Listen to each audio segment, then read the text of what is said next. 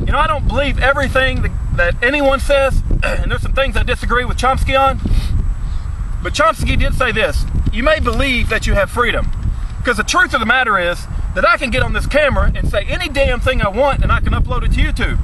And so you'll say, you have freedom of speech. What the hell are you complaining about? You think you have freedom of speech until you get enough followers. See, that's what Chomsky said. He said, you can say any damn thing you want to. You can get on the corner and you can hold up a sign that says anything you want to. But when enough people start to listen to you, not only to you as an individual, but to a movement, the government will crack down on your ass. You understand what I'm saying?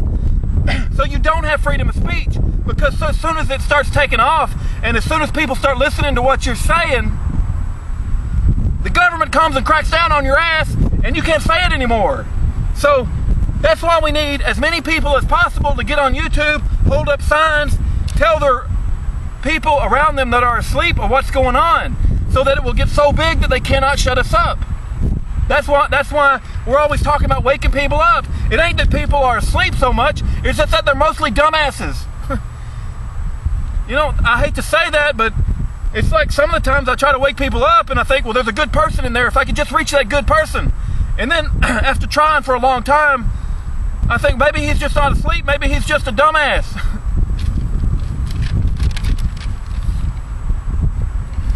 And if you do get to be a big leader in the truth movement, you know, like William Cooper, Bill Cooper as an example, they assassinate your ass.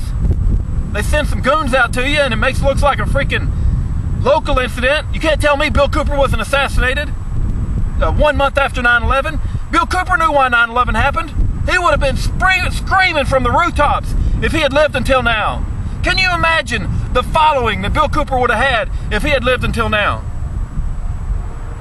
I want to remind us of a few things of what Barack Obama said. You know, Barack Obama said there was 57 states. I'm going to put a clip right now. Because, you know, it is just wonderful to be back in Oregon, and over the last 15 months we've traveled to every corner of the United States. I've now been in 57 states. I think one left to go. One left to go. Alaska and Hawaii I was not allowed to go to, even though I really wanted to visit, but my staff would not justify. Do you know Barack Obama said that you would be punished with a baby? 9 years old and 6 years old. I'm going to teach them, first of all, about values and morals. But if they make a mistake, I don't want them punished with a baby. I don't want them punished with an STD at the age of 16. I want to remind you that Barack Obama called for a civilian national security force just as big, just as powerful as the military. We cannot continue to rely only on our military in order to achieve the national security objectives that we've set. We've got to have a civilian national security force that's just as powerful, just as strong, just as well funded.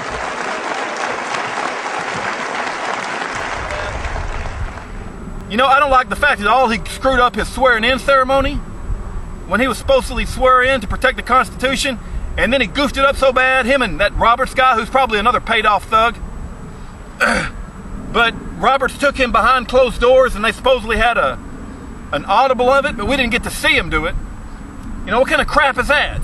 I want to see him on video taking the oath, and I want to see him not screw it up. Is that too much to ask? You know, he made some comment about the Special Olympics. Our President of the United States on the Jay Leno show, like, you know, cutting down the president. Well, I imagine the bowling alley has been just burned and closed down. No. I've been practicing. Really? Bowling. Really? I bowled a 129.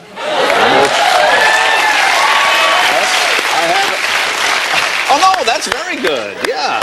Oh, that's very good, Mr. President. This is like Special Olympics or something. Mr. President. This is like Special Olympics or something. Mr. President. This is like Special Olympics. Thinking it's like a funny thing. I don't consider him the most sharpest knife in the drawer either. Guy's a freaking idiot, has to have a teleprompter to talk about whatever the hell he has to talk about. You know, he can't talk about anything out of the abundance of his heart. He can't talk about his convictions. He can't talk about his beliefs. You know why? Because he don't freaking have any. He just wants to do whatever does him the best good. He's a narcissist. He only wants to do what is in his own good. He don't care about the rest of us. Are you freaking kidding me? He's an illegal alien. He needs to be picked up and deported. time he freaking stood on that stage and he didn't freaking put his hand over his heart when they were singing the national anthem. Are you freaking kidding me? He doesn't even know that it's customary to put your hand over your heart when you sing the national anthem. He is a complete idiot, folks. We once were so gallantly streaming, and the rockets.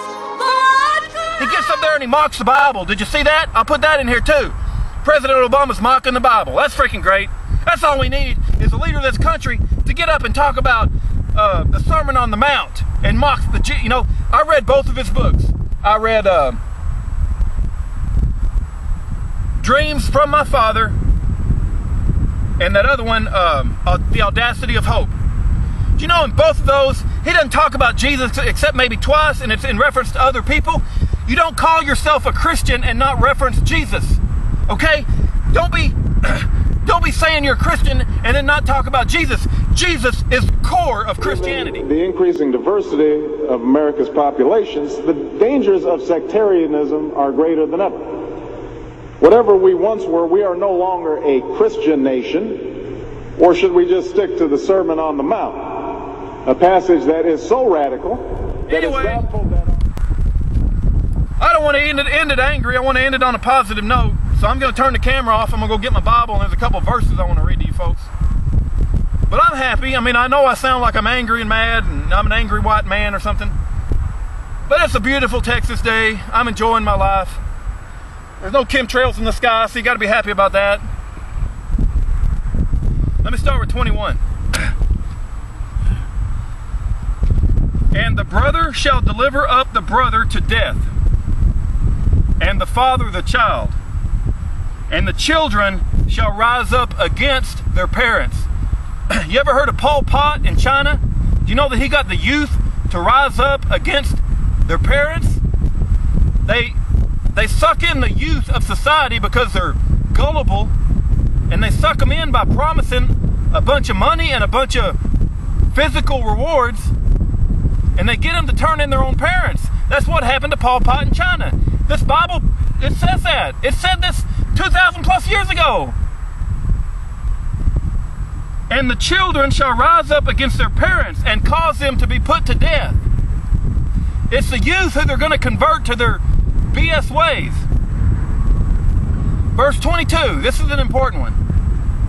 And ye shall be hated of all men for my name's sake.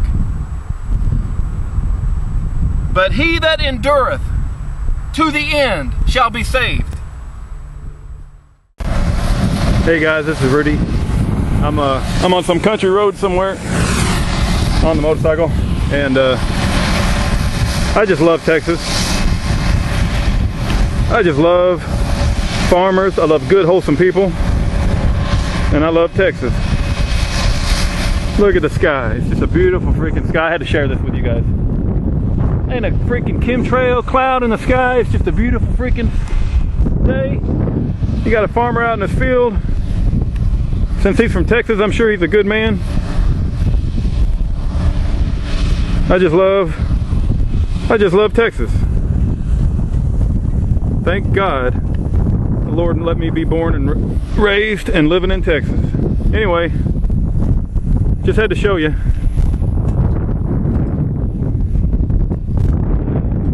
Little piece of heaven right here. Got a good man working his field. Anyway, I'm gonna shut up. Get back on my bike. Talk to you later.